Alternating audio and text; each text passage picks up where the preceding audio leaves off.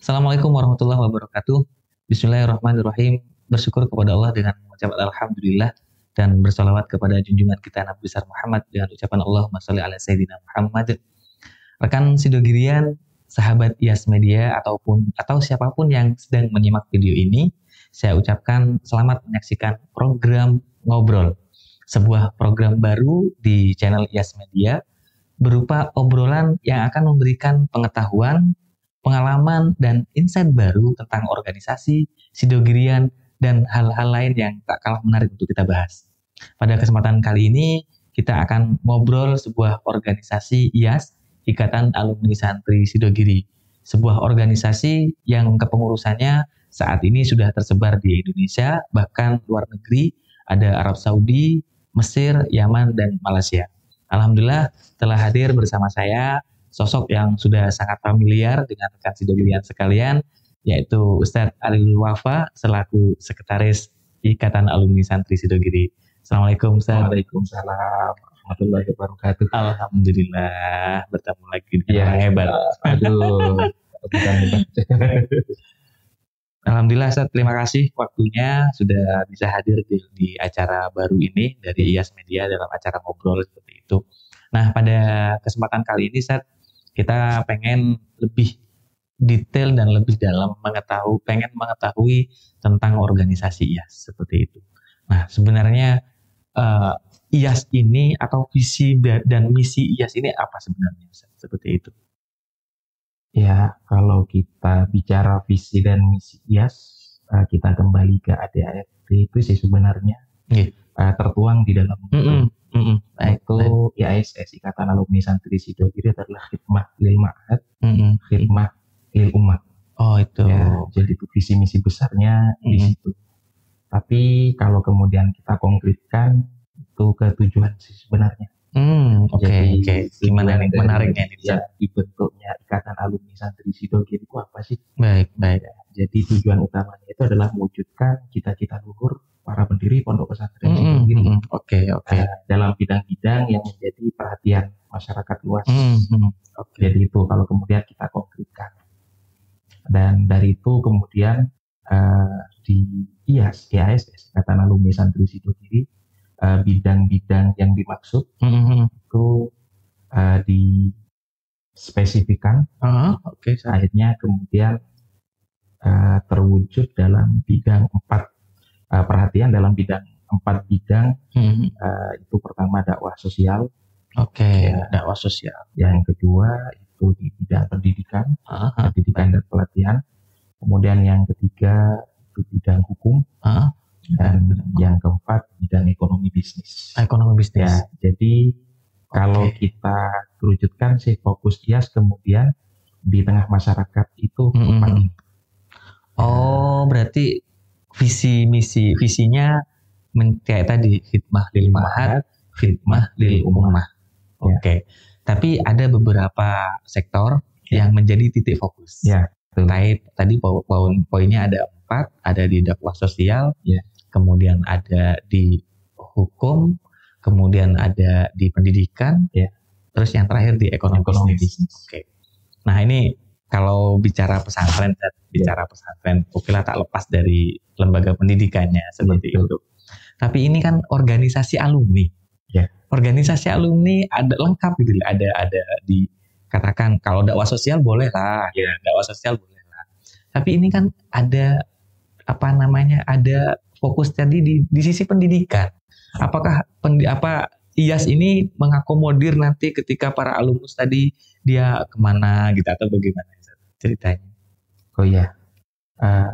Ini kan kita berangkat dari yang besar dulu, dari visi misi, kemudian tujuan, kemudian kita konkretkan, kemudian dalam bentuk 4 titik fokus tadi. 4 titik fokus. 4 titik fokus tadi kalau kemudian kita kaitkan, ini kan organisasi alumni, organisasi alumni kok masih ada pendidikannya kan seperti yang ditanyakan. Kalau dakwah sosial fix lah. Pendidikan itu kan artikulasinya kan luas. Jadi pendidikan itu kan tidak selesai kemudian kita di pesantren. Ya, termasuk juga ketika sudah keluar dari pesantren Sidogiri, pendidikan itu masih menjadi perhatian Masai Sidogiri. Kemudian kalau kita tuangkan dalam perjuangan yang dilakukan di ISS di bidang pendidikan itu apa? Ya pertama benar tadi yang disampaikan oleh host. Apakah alumni kemudian masih difasilitasi pendidikannya kemudian setelah keluar dari Sidogiri? Ya itu salah satu di antaranya. Oke, baik. Pesantren Sidogiri itu sudah kemudian oleh Mas Haji ditetapkan fokusnya memang pendidikan agama tafaqquh fiddin. Masya Allah. Seperti itu mencetak ibadillah as-sholihin. Tapi ketika kemudian itu kan basic, itu pondasi. Pondasi. Tapi kan ketika keluar, ya ketika keluar pondasi sudah mapan, ya basic ketika itu udah kuat, butuh pengembangan. Siap. Ya, butuh pengembangan. Dan disitulah kemudian IAS diantaranya tampil, kemudian hadir untuk memfasilitasi alumni yang butuh pendidikan lanjutan lewat bidang diklat ini pendidikan. Salah satu bentuknya kalau sekarang ya pengurus IASS bagian diklat ini dapat amanat untuk apa? Untuk mendirikan perguruan tinggi. Oh, subhanallah. Dan itu bukan pesantren, bukan Sidogiri. Jadi Sidogiri biar tidak disibukkan dengan hal lain selain tafaqquh fiddin. Masya Allah. Jadi terpisah betul ini IAS yang pendidikan, set poin pendidikan. IASS ini masih ada sektor sektor yang lain. Ada sektor tadi dakwah sosial. Ini yang terakhir ada ekonomi bisnis. Jadi kayaknya arahnya IAS ini biar mandiri kayak seperti itu. Betul. Tapi belum selesai ini terkait pendidikan tadi. Itu kan memfasilitasi pendidikan para alumni.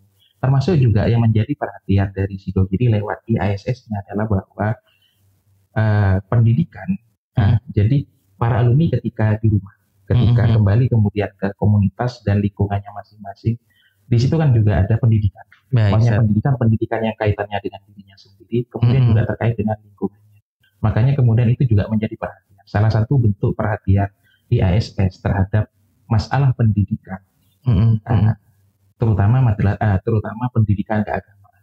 Kita tahu kan kondisi pendidikan yang mereka bergerak di pendidikan agama, madrasah-madrasah dan madin-madin, itu kondisinya bisa kita katakan sedang kurang baik-baik saja kan seperti itu. Kalau bahasa sudut pandangnya dari mana? Ya, sudut pandangnya dari mana itu kompleks sih ya, kompleks. Tapi paling tidak Sidogiri ingin kemudian lembaga-lembaga pendidikan yang bergerak di pendidikan agama itu sama-sama maju, ya sama-sama baik, sama-sama bagus. Disitulah kemudian dibuat sebuah program yang namanya Madrasah Binaan. Jadi IAS itu kemudian mencari lembaga-lembaga prioritas milik alumni Sidogiri atau punya masyarakat yang ingin lembaga pendidikannya maju, monggo gabung dengan Madrasah Binaan yang ada di bawah IASS. Baik, tertarik saat tadi di 4 fokus tadi, di 4 sektor ya, ada dakwah, ada dakwah sosial, ada hukum, ada pendidikan, dan juga ada ekonomi bisnis. Mungkin secara bagian organisasi, kayak apa sih sebenarnya bentuk organisasi IAS itu? Apakah contoh nih ada ketuanya, ada sekretarisnya, dan informasi saat ini yang berkembang ada terbentuk juga ada pengurus wilayah-wilayah seperti itu. IAS itu kan didirikan oleh Majelis Keluarga. Itu kan tahun 2001. 2001. Tanggal 1 November Hijriahnya 15 Sa'ban. 1422 Hijriah dan terus berkembang sampai sekarang. Pengurus wilayah IASS itu tersebar di seluruh Indonesia dan juga luar negeri. Subhanallah. Di Indonesia itu ada 28 pengurus wilayah. Kepengurusan 28 pengurus wilayah. Subhanallah. Kemudian di luar negeri itu ada 5. Di Malaysia itu ada 2, kemudian Saudi Arabia, Yaman dan juga Mesir. Masya Allah. Subhanallah. Kalau kemudian berbicara secara struktural, jadi mulai dari tingkat tertinggi kemudian sampai ke wilayah-wilayahnya. Jadi pertama ada pengurus pusat. Pengurus pusat. Pengurus pusat IASS itu ada ketua, ada sekretaris, kemudian ada wakil 1 sampai 4.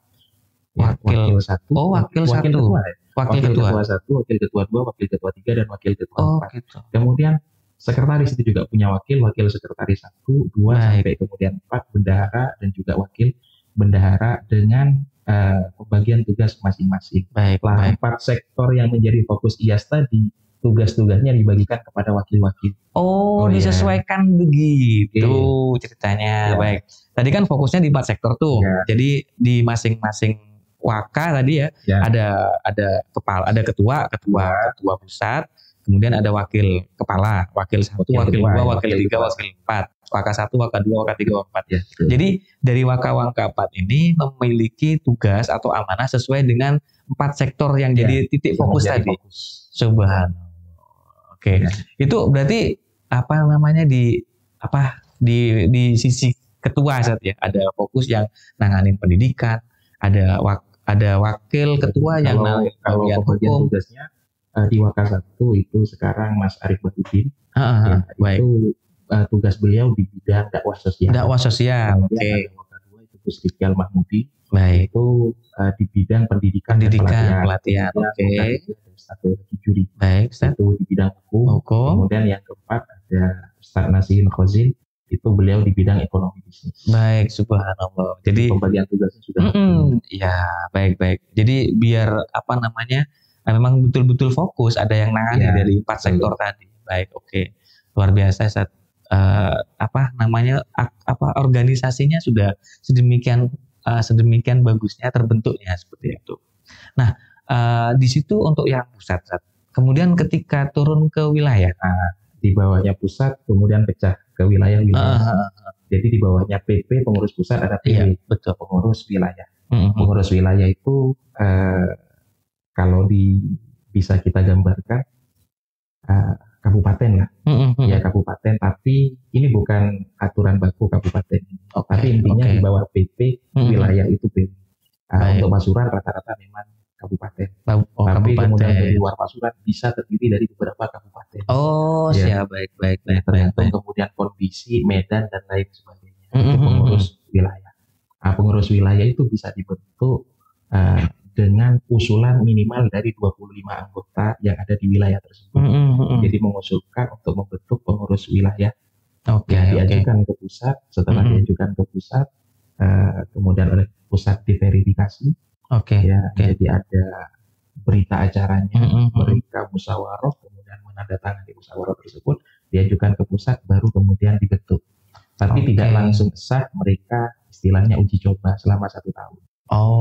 Ketika kemudian sudah bisa menjalankan semuanya, baru kemudian disahkan sebagai pengurus wilayah. Baik. Bentar, ini saya tertarik saat yang barusan.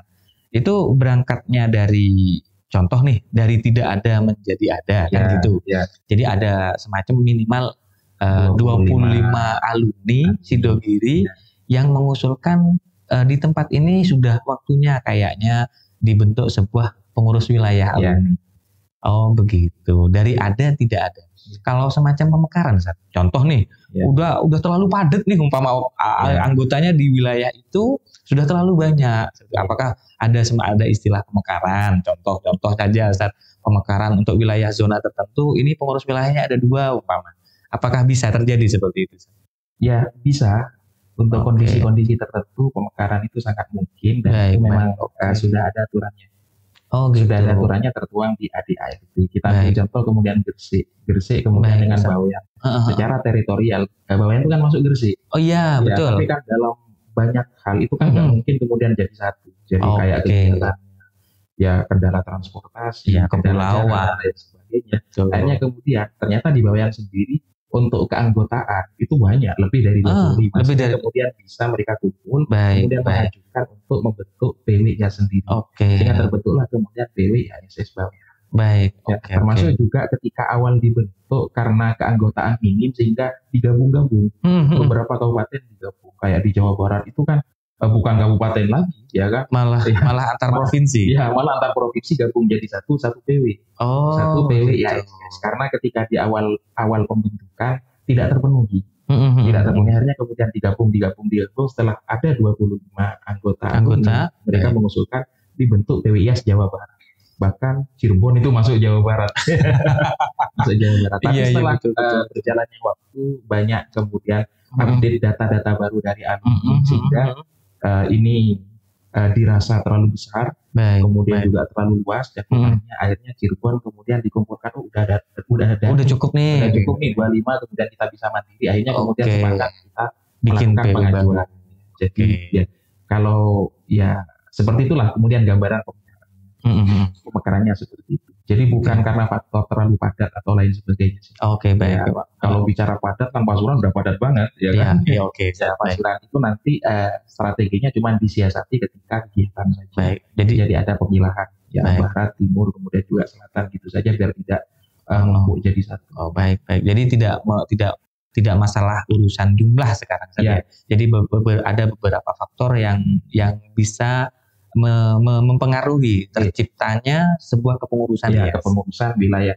Termasuk kemudian yang baru karena ini tidak ada cantolan aturannya di ADART, akhirnya kemudian dibuat peraturan organisasi yang disebut dengan PW khusus. PW khusus. PW khusus itu adalah PW yang memang dibentuk kemudian disetujui dan disahkan tapi tidak memenuhi syarat pembentukan PW. Oh, berarti di keanggotaannya. Jadi nggak nyampe 25 tapi gimana nih pengen bentuk. Dibuatkan kemudian peraturan organisasi PW khusus. Jadi yang penting ada jumlah alumni yang cukup sebagai pengurus. Di tempat tersebut selama masa atau periode khidmat.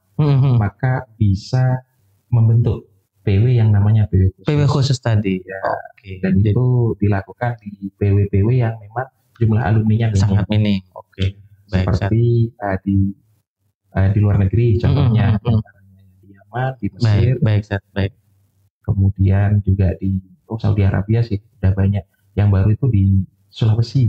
Sulawesi. Ya, Sulawesi masih belum terkumpul alumni sebanyak itu. Baik. Baik, Ustaz. Tadi ada sedikit kalimat yang saya harus angkat ini, Ustaz, terkait sama jumlah kepengurusan di wilayah. Nah, apakah pengurus wilayah itu juga ada fokus pada poin gedenya yang 4 sektor tadi? Sama karena bagaimanapun pengurus pusat itu kan tidak terjun langsung kemudian berinteraksi dengan masyarakat. Baik. Ya. Jadi yang kemudian menjadi ujung tombak kita kan pengurus wilayah. Pengurus wilayah. Kemudian untuk bidang-bidang yang menjadi fokus garap kita juga sama persis. 4 bidang itu hanya saja kalau di PW karena ketersediaan pengurus itu tidak selalu banyak seperti di pusat, akhirnya kemudian wakilnya cuma 2. Jadi ada wakil 1, wakil 2, kemudian tugasnya langsung 2 bidang. Langsung 2 bidang. Jadi kayak wakil 1 itu bidang dakwah sosial dan pendidikan dan pelatihan. Wakil 2-nya itu bagian hukum dan sama ekbis, ekonomi dan bisnis. Baik. Jadi mereka yang kemudian berinteraksi dan menjadi eksekutor lah kemudian. Paham Ustaz. Baik, jadi di pengurus wilayah sendiri juga ada ketuanya. Kemudian ada sekretaris, ada bendahara dan kemudian ada 2 wakil. Wakilnya tetap fokus di dua sektor tadi. 4 sektor tadi.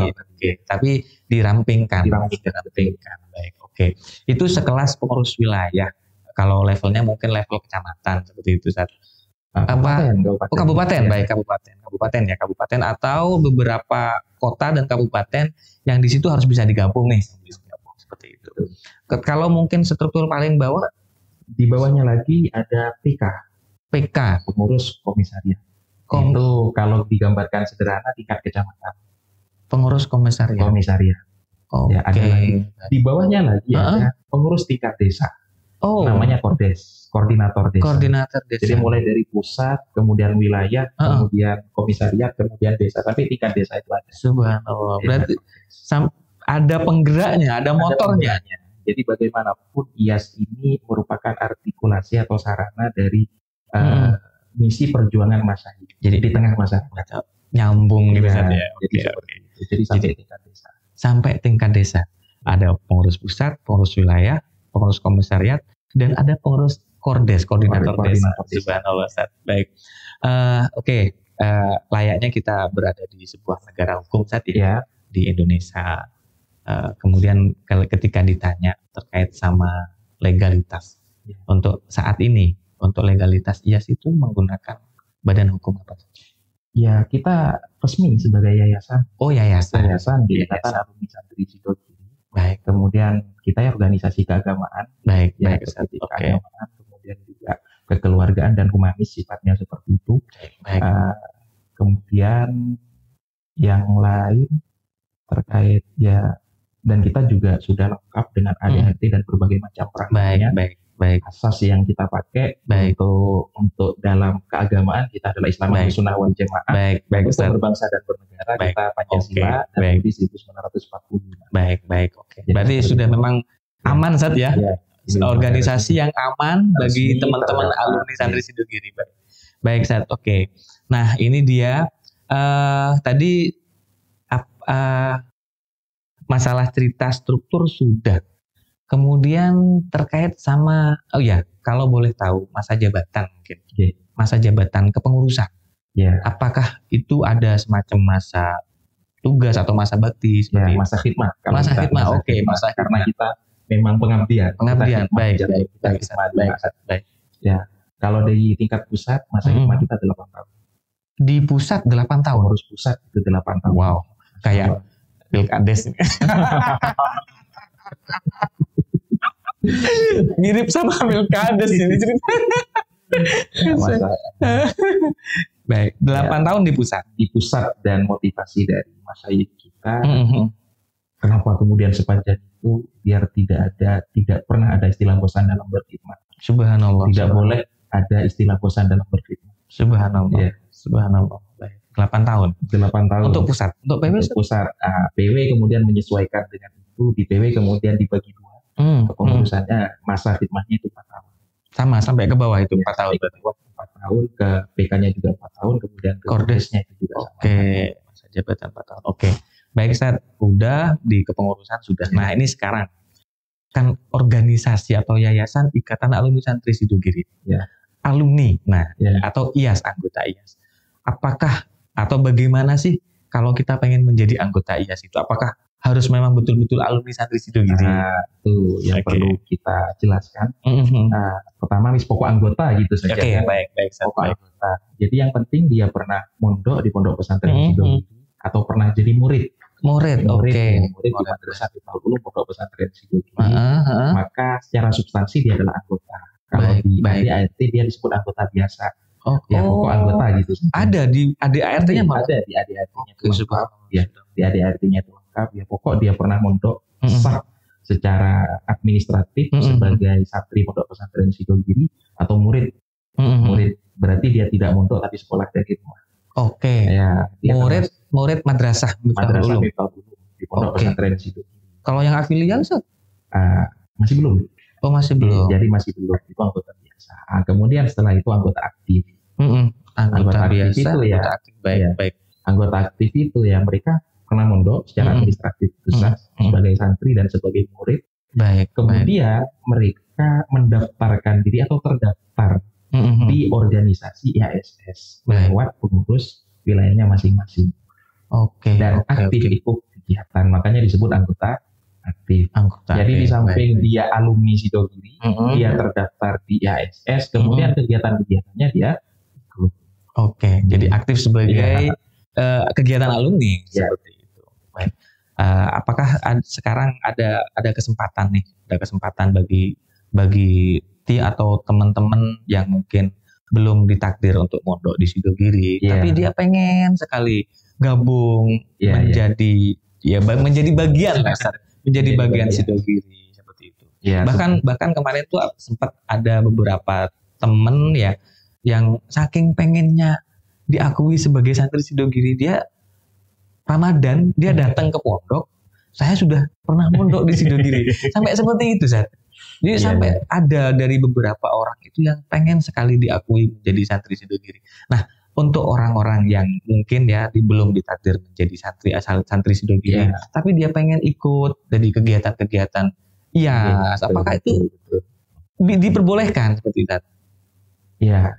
Gini, kita berbicara organisasi, dan di situ ada aturan dan ADART-nya. Kemudian kita berbicara substansi. Berbicara substansi.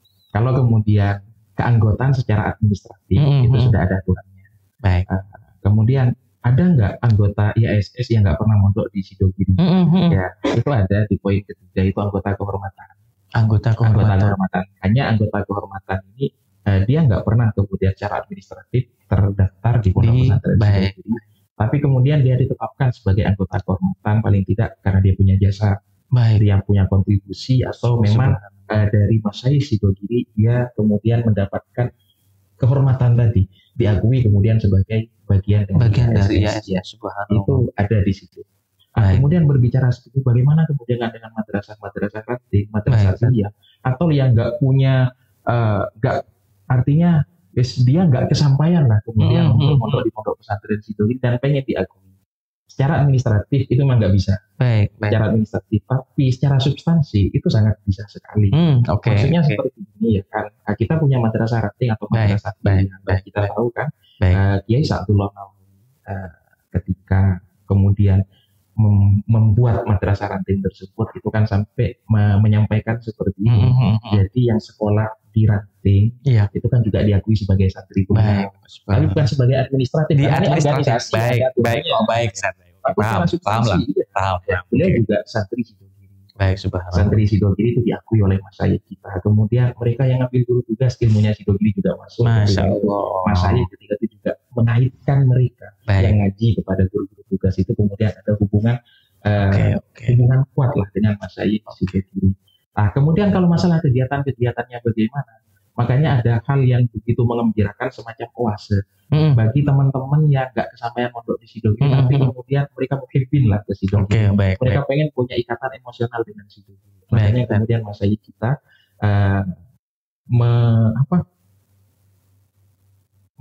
mempublish atau membuat atau membentuk istilah yang luar biasa, bisa merangkul komunitas-komunitas yang tidak bisa gabung secara administratif tapi hubungannya kuat dengan Sidogiri. Sidogiri. Sidogiri itu kemudian yang bisa mengikat mereka, kemudian merangkul mereka. Jadi siapapun yang kemudian mengikuti tradisi Sidogiri, kemudian gabung dengan Sidogiri, mereka adalah Sidogiri meskipun bukan alumni Sidogiri. Terkait kegiatan-kegiatannya bagaimana?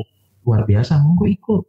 Jadi ini bukan kegiatan eksklusif hanya untuk alumni Sidogiri. Semuanya boleh bisa ikut. Pengajian, monggo gabung dengan pengajian Sidogiri. Kemudian pengen punya lembaga pendidikan di rumahnya, kemudian pengen maju kayak ranting-rantingnya situ, monggo gabung ke IAS dengan mengikuti program madrasah binaan dan lain sebagainya.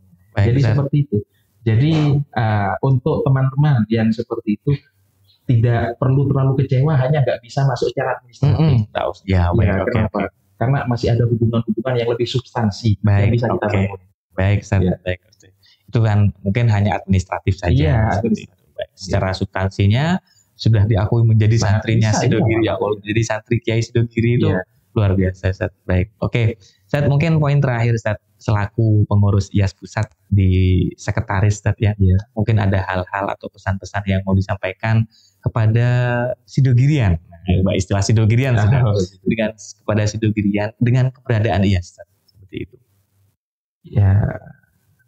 Ya pertama mungkin ini dari moto kita khidmah lil ma'had dan khidmah lil ummah. Jadi kehadiran kita memang untuk mengabdi dan berbakti kepada pesantren kita, dan kemudian menjadi kepanjangan misi dari pesantren kita untuk melayani untuk melayani umat. Dan kehadiran IAS kemudian di tengah masyarakat itu yang diharapkan adalah khairunas anfa'uhum linnas. Jadi bagaimana kemudian sekiranya kehadiran IAS ini benar-benar dirasakan manfaatnya oleh masyarakat, minimal masyarakat di sekitarnya. Makanya ada hal yang sangat sederhana tapi benar-benar luar biasa substantif yang pernah disampaikan oleh Al-Maqullah Habib Syekh Kiai Nawawi. Jadi paling tidak alumni Sidogiri menjadi penggerak apa untuk menghidupkan sholat berjamaah di komunitasnya masing-masing. Dan kemudian dituangkan dalam bentuk program di Sidogiri mulai dari subuh. Maka adalah kemudian gerakan kesadaran subuh berjamaah, karena subuh yang paling berat. Kalau subuh kemudian udah semarak, kemudian sholat-sholat yang lain kan lebih mudah kemudian untuk Baik, Ustaz. Baik, perbincangan yang sangat menarik di pertemuan kita kali ini. Terima kasih waktunya, Ustaz. Mudah-mudahan semua tim pelaksana amanah dalam organisasi IAS bisa menjalankan tugasnya dengan baik, sehingga organisasi IAS bisa terus konsisten dalam menjalankan misi sesuai dengan cita-cita para pendiri Pondok Pesantren Sidogiri. Amin. Pondok Pesantren Sidogiri, salah satu pesantren salaf, saat ini sudah mau memasuki usia yang ke 286 tahun. Sebuah perjalanan panjang dalam melaksanakan perjuangannya. Nasrul ilmi dan mencetak manusia yang ibadillahi sholihin. Melalui organisasi IAS, Sidogiri membangun organisasi lintas generasi, mewujudkan semangat kebersamaan antara para alumni, bersama mewujudkan cita-cita para pendiri pesantren melalui kiprah para alumni santri Sidogiri. Saya Muhammad Barzi Dovir, serta narasumber kita Ustadz Alil Wafa, serta seluruh kerabat kerja yang bertugas, mohon pamit undur diri. Terima kasih atas perhatian dan sampai jumpa. Wassalamualaikum warahmatullahi wabarakatuh. Assalamualaikum warahmatullahi wabarakatuh. Ya.